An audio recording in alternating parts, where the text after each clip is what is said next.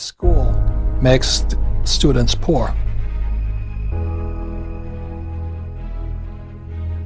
And PhD stands for poor, helpless, and desperate. The riskiest thing you can do is go to school, learn from a fake teacher, put your money with a financial planner, and work hard for fake money and pay a lot of taxes.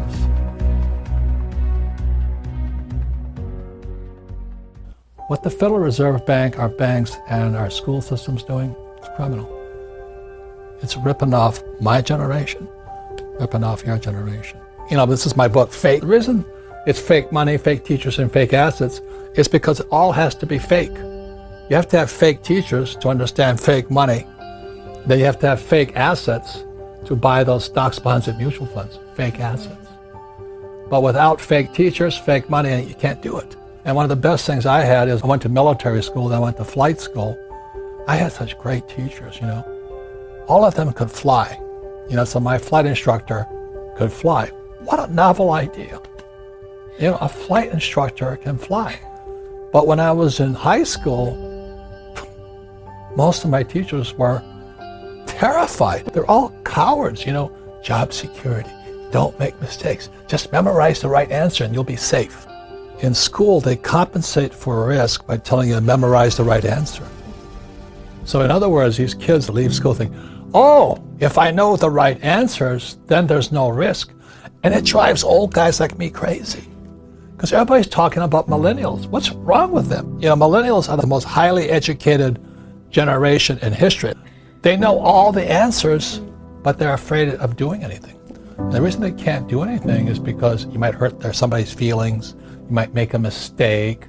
You know, and that just keeps you guys just trapped in this little box. Education is more important than before, but you got to be careful what you're learning. That's why I wrote the book, Fake Money, Fake Teachers, and Fake Assets. Don't listen to fake teachers. Yeah, I have a friend. He teaches entrepreneurship at UC Santa Barbara. And I call him up and I say, how in the world can you teach entrepreneurship? He says, well, I have a master's degree. I said, ask the question again. What gives you the right to teach your entrepreneurship? He says, I have a master's degree in entrepreneurship. And I say, hey, Doug, you and I have been friends for a long time. You've never started a business. You're a fake teacher. He goes, but I have all the answers. I said, yeah, but you don't know how to start a business. Some of the biggest fake teachers are those financial planners. They're telling you, to save money. Why would you save money when the government's printing money?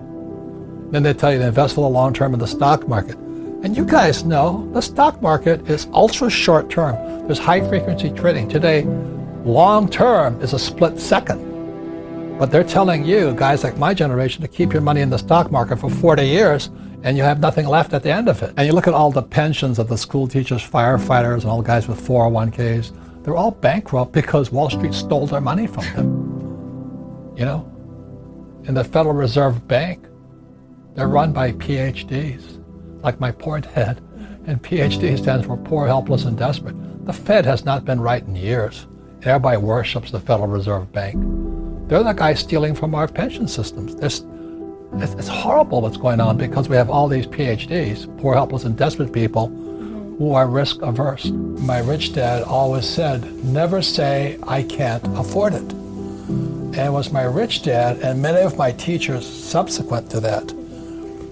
They said, lazy people always say, I can't afford it. I don't have the money. That's why they're poor. They have a poor mindset. So instead of figuring out how to raise money, it's just really easy to be a loser. And I call it losers. It pisses them off. Because we all have the power, if we wanted to not be poor if we learned how to raise money. My poor dad, my PhD father, he always said to me, he says, I'd be a rich man if I didn't have you kids. And I said, well, Dad, it's not my fault you had kids. I just can't afford it because I have kids. And the more he said that, the angrier I got. So when I met my rich dad at age 9, he says, well, that's why your old man's poor, because he's lazy. He thinks his PhD is going to carry him. He says, everybody can say, I don't have money, I can't afford it. He says, that's why he's poor. He's lazy. over my lifetime, most of the projects I've started, I've never had any money. I like not having money because it forces me to think. I get creative. I have to educate myself. I have to talk to rich guys. Hey, how'd you do this? How'd you do that? And what has happened to me, I mean, I just turned 72, I've never needed money. Because if I need money, I figure out how to raise it. It's easy to say I can't afford it. All the poor people say I can't afford it. All the poor people say, well, it's taxed the rich. All the poor people are saying, well, give me a free education, free food, free schooling, free manicures, free pedicures. There's laziness, my opinion. Only lazy people use their own money. And that's what really pissed off a lot of people out there. You calling me lazy? I said, yes, I am. Because you're the same type of person who will say, I can't afford it. I can't do that. That's the problem. It's up here. I can't do that. Most of my family say, well, I can't afford it. My father taught me to say that. My mother taught me to say that. My rich dad said never say that. The number one way to raise income is sales. Do they teach you sales in school? But if you work for a network marketing company, you learn sales. So that's why President Trump, I know people hate Trump, people hate me too, but President Trump and I are the only people that recommend network marketing. Because in network marketing, you have to go through your fear and you have to learn how to sell. So the reason I'm an entrepreneur is I know how to make money, I know how to acquire assets, I know how to use debt to acquire assets. That's real financial education, not the garbage you're teaching in school. Let me say it one more time. If you're going to be an employee or a doctor or a lawyer, then traditional education is really important. But you're going to be an entrepreneur, you don't need to.